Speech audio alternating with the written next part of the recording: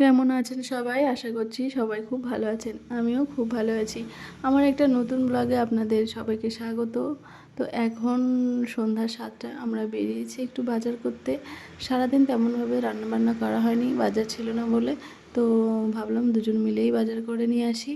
তো আগে এসে একটু চা খেয়ে নিলাম, লিকার চা। আর এই লিকার চায়ের দোকানের পাশেই দেখো বস্ত্রমেলা।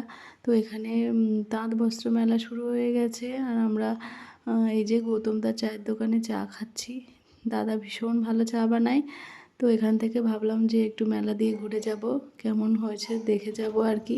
তো ইভানের বাবা বললো ঠিক আছে চা খেয়ে নাও, আমি তোমাদেরকে নিয়ে যাব দেখাতে মেলা, তারপরে না হয় বাজারে যাব। তো হাঁটি হাঁটি করতে করতে আমরা মেলার দিকে পৌঁছাচ্ছি। তেমন একটা লোকজন ছিল না, তাও টুকিটাকি আসছে যাচ্ছে, বেশ ভালোই লাগছে, একটু সময় কাটানোর জন্য ভালোই। দেন হঠাৎ করে আমার একটা বান্ধবীর সঙ্গে দেখা হয়ে যায়, কলেজ ফ্রেন্ড, খুব ভালো। তো অনেক দিন পর দেখা হয়ে খুব ভালো লাগছিল। আর এদিকে দেখো মাঠের মধ্যে ফাঁকা, মেলা পুরো ফাঁকা। তো এদিকে একটু একটু দেখে দোকানপাট একটু একটু ঘুরে দেন আমরা বেরিয়ে এসেছি। ইভানও কাশছিল, হালকা হালকা ঠান্ডা লাগছিল ওর, এর কারণেই আর কি। তো ওর পাপা বললো ওর চলো বেরিয়ে যাই, আমি বললাম ঠিক আছে। তারপরে ভাবলাম ওকে কিছু খাওয়াতে হবে, তো আসলাম, একটা বার্গার কিনে দিলাম। ও বার্গারটা খুব পছন্দ করে, সেই জন্য বার্গারটা আর কি খাইয়ে নিলাম ওখানে।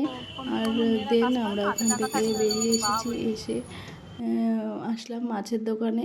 দেখো মাছ, কত রকমের মাছ, বাটা মাছ, ট্যাংরা মাছ, চিংড়ি মাছ, কাতলা, রুই, ভেটকি, কত, এটা দেখো কাচকি মাছ। সবজির দোকানে গেলাম, কত রকমের সবজি। আমার তো সবজি মাছ দেখতে ভীষণ ভালো লাগে। দেন মনে হয় যেন পুরো বাজারটাই বাড়িতে তুলে নিয়ে আসি, এরকম মনে হয় বাজার করতে গেলে। আর তারপরে ইভানের পাপা বললো চলো বাজার করা হয়ে গেছে, একটু ফুচকা খাই। ও ফুচকা ভীষণ পছন্দ করে, আমি করি ঠিকই, কিন্তু আমার অ্যাসিডিটির সমস্যাগুলো ফুচকা তেমন একটা খেতে পারি না। দেন আমি একটু খেলাম আর ইভানের পাপা একটু খেলো। অনেক দিন পর আমরা ফুচকা খেলাম, বেশ ভালো লাগছিল।